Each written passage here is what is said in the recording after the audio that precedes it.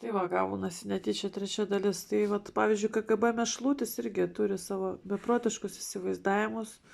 Dėl grasinimo oponentam prarado 2 kanalus ir prarado 66% žiūrovų, po to žmonės jų netikė. Jo kiekvieną video būdavo žiūri nuo 30 tūkstančių ir daugiau. Video apie Rusiją, tai ten ir 70 ar 80 tūkstančių žiūrėdavo. Dabar daugiausia matote 9-8. Jisai pats save sunaikino, bet jis labai vis tiek save laiko unikaliu. Ir jau paskui, kai grįžo į eterį, vėl girdėjau ten ant manęs svarė, bet jeigu reaguosi, tai tada nereikia daryti tos klaidos, pačiam išreklamuoti to debilo ten nesąmonės, tai nekreipiau dėmesio, užsiėmiau ten su vaikų gelbėjimu ir sodais ir labai daug pinigų uždirbau, nors to šmeišto, suprantat, tikslas ir yra, kad žmogų palaužt, kad numušti rėmėjus. Tai vat, pavyzdžiui, KGB Mešlutis ištisai taip daro, pasižiūrėkite, ką jisai dabar daro. Jisai paskelbė savo geriausią draugą Vatelskį persona non grata ir liepė savo sekėjam nuo jo atsidrauginti. Tai jis tą patį darė pernai. Tiksliau 22 gale, kai aš labai daug gavau pinigų iš rėmėjų, nes išaiškinau tenais apie traktorių tą, apie kaip bandė sukelti tą karą. Jis tada išprotėjo ir jisai tada liepė iš manęs išsidrauginti, nes mane ir žiūrėdavo jo tie kaimiečiai.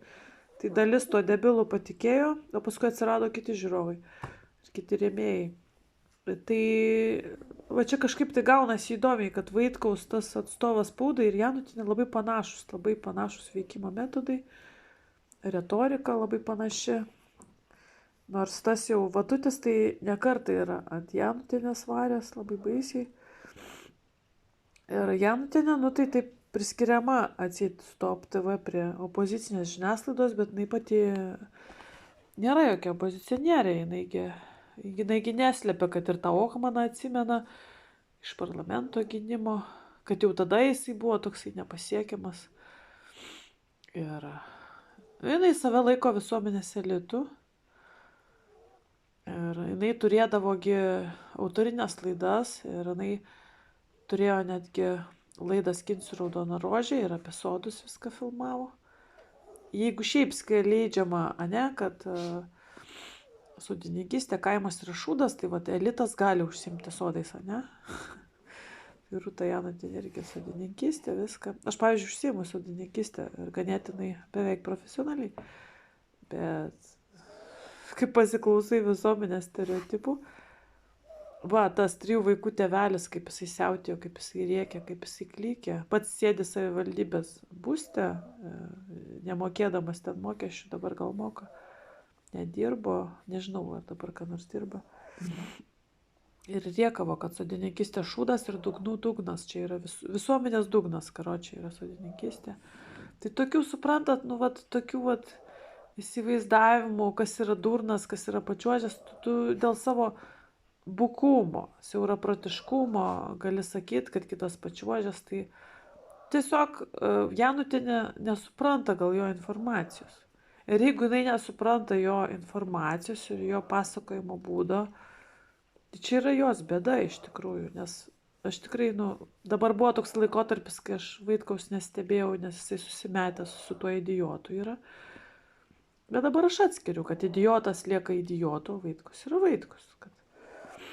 Įdomu, kas aplink jį sukasi. Jeigu Vaitkus moka taip sumanipuliuoti, kad konservatoriai paskelbė, kad konservatoriai turi už jį pasirašyti galvodami, tie visiški idiotai, kad pakenks, tai jisai reiškia moka valdyti mases. Tai jisai reiškia turi diktatoriaus požymių. Kažkokią hipnozę užvarė ant konservatorių partijos, kad tie paėmė ir pasirašė už Vaitkų. Jeigu taip tikėti. Nes čia dabar taip skleidžiama. Čia tokia kaip ir dezinformacija, kad žmonės pradėtų nebepasitikėti.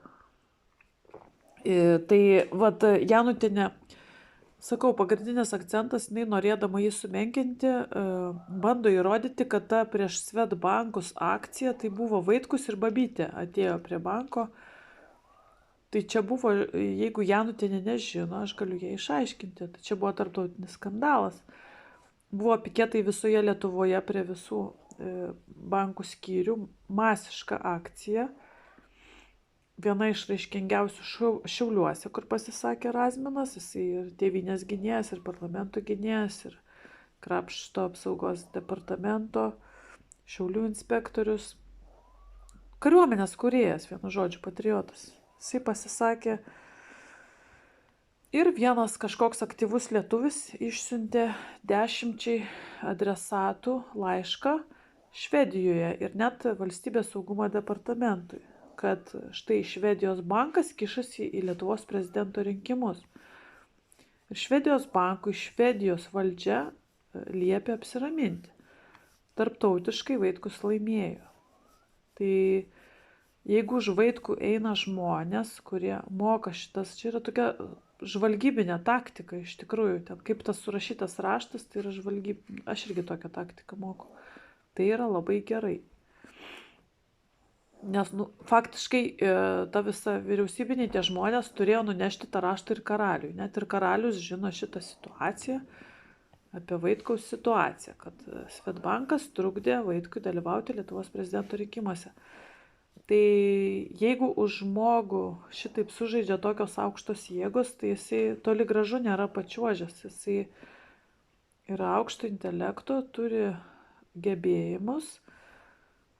Ir aš Vatutį, pavyzdžiui, įtariu kenkimu, kad Vatutis bandys kenkti, bet aš įtariu, kad Vaitkus yra aukšto intelekto ir tai pramato. Čia biški žargonų pasakiau. Mato ir kažkaip sugebės apsisaugoti. Aš pirmą bijojau, kad nesugebės apsisaugoti.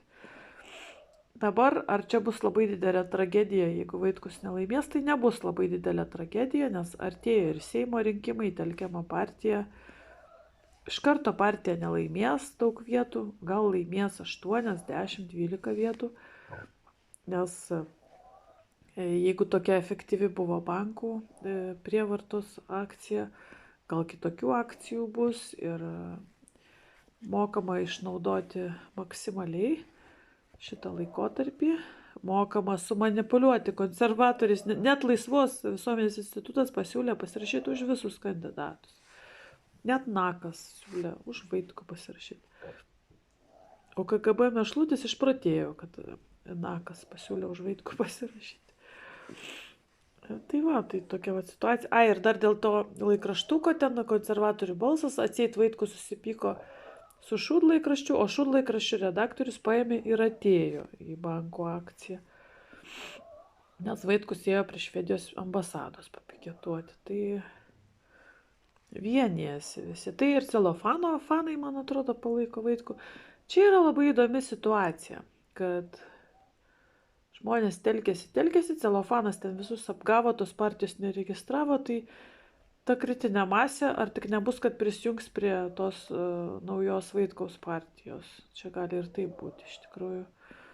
Tai ir žiūrėsime. Tai vat Janutinės vertinimas, kad jisai pačiuožęs, tai labai prasilenkia su realybė, nes žmogus, reiškia, turi ir intelektinių galių, ir kažkokių tai hipnotinių, moka valdyti mases, moka valdyti oponentus, tai yra labai gerai. Moka juos išdurninti, išvaryti iš proto. Nes jie išprotėjo, jeigu jie patys pasirašinėjo už jį, tai jie išprotėjo. Nes jeigu jie negali pakęsti, kad jisai šneka ten kažką tai gerai apie Rusiją, tai jie turėtų neleisti jo net į debatus, bet jie sako, gerai, leidžiam, jie debatus pasirašom visi. Tai labai gerai. Man įdomiausia ir bus debatai, kurie negalės atlaikyti prieš argumentus, kuris jisai pateikia su skaičiais, su įrodymais. Nes aš nežiūrėjau tų visų laidų, aš daugiau pasižiūriu aptarimus, ką komentaruose parašot. Tai kaip suprantu, jisai laidose pasirodo labai gerai ir išvaro iš proto tos žurnalistus ir juos užčiaupia. Tai yra labai gerai, tai yra tam tikras žanras, tai yra tam tikras aktyvus kandidatas, kandidatas į kandidatus kol kas ir tikėsimės, kad bus kandidatas ir bus įdomios tos diskusijos. Tai tiek, tai ačiū, kad remiat kanalą ir linkiu visiems gražaus pavasario, kviečiu prisidėti prie informacijos veiklos. Tai tiek.